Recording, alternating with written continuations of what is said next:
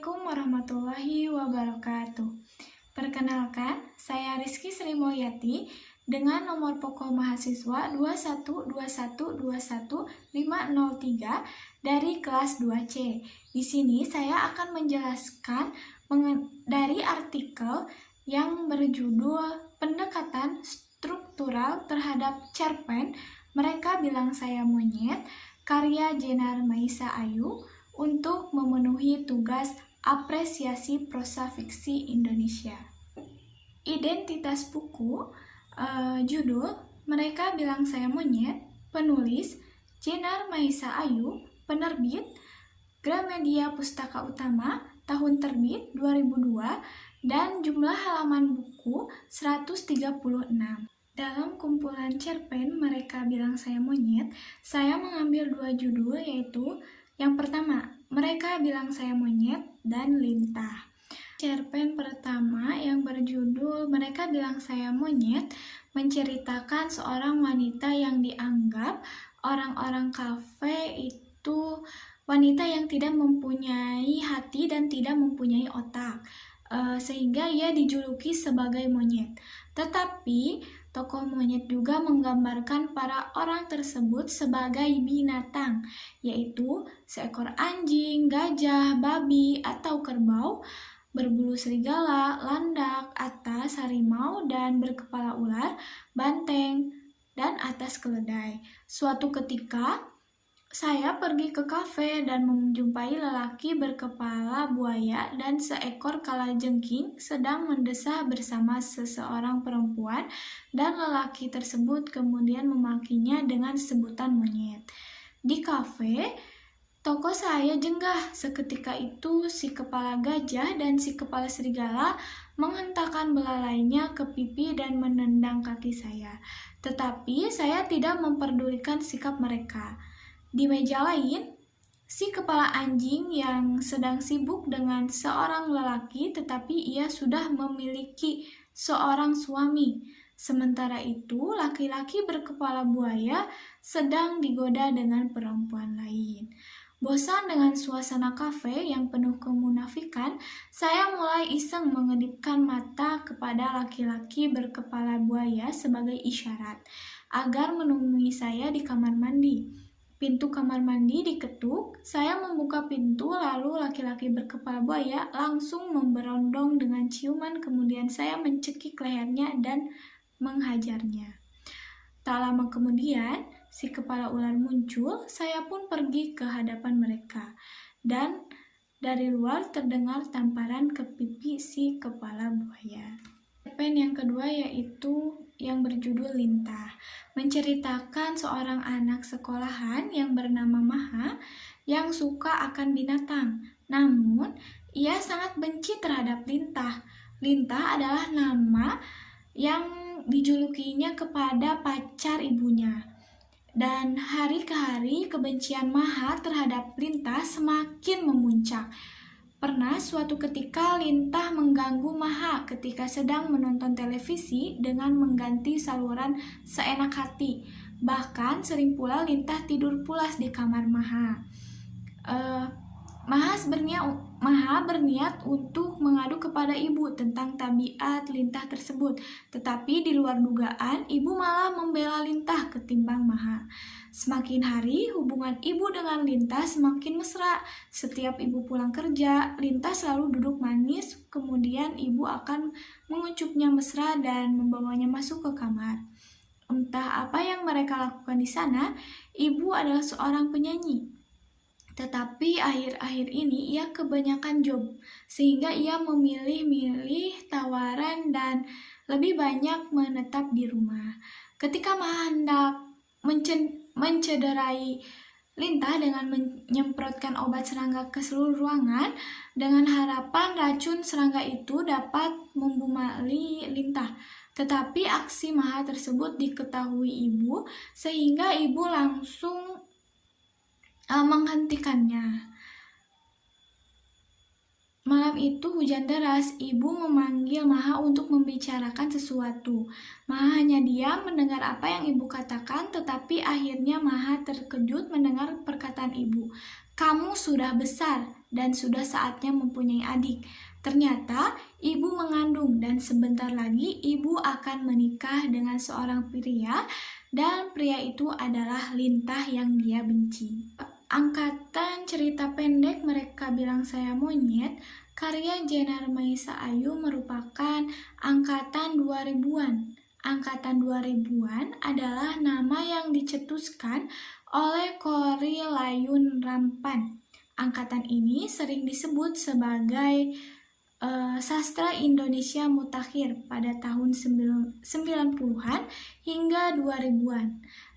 Rencana lahirnya reformasi banyak terdengar, namun gagal memiliki juru bicara. Pendekatan membaca kumpulan cerpen Mereka Bilang Saya Monyet, karya Jenar Ayu menggunakan pendekatan struktural dan mendapatkan unsur intrinsik dan ekstrinsik.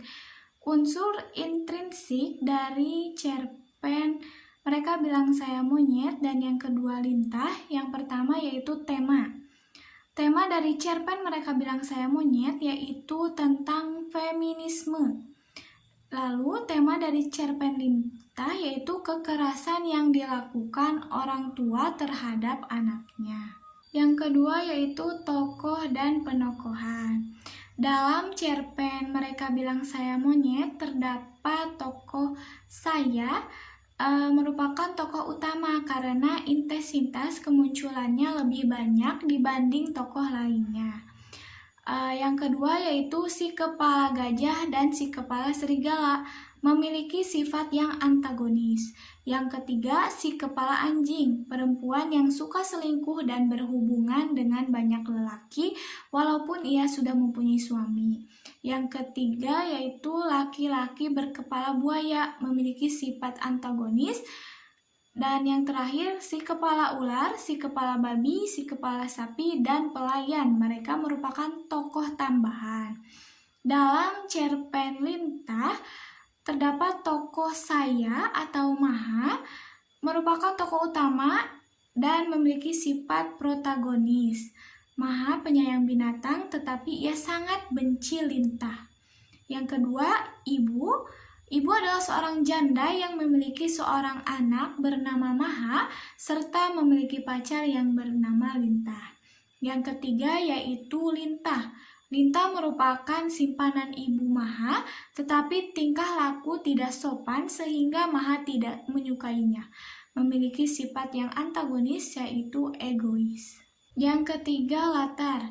Dalam cerpen Mereka Bilang Saya Monyet, latar tempat pada cerpen ini yaitu di kamar mandi, di kafe, di meja.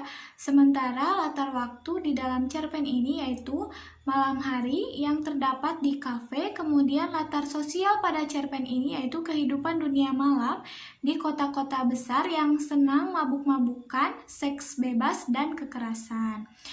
Latar pada cerpen Lintah, latar tempat pada cerpen ini yaitu di dalam rumah, di ruang tamu, ruang televisi, kamar Maha, kamar ibu, dan di luar rumah. Sementara latar waktu dan dalam cerpen ini yaitu pagi, siang, sore, atau malam.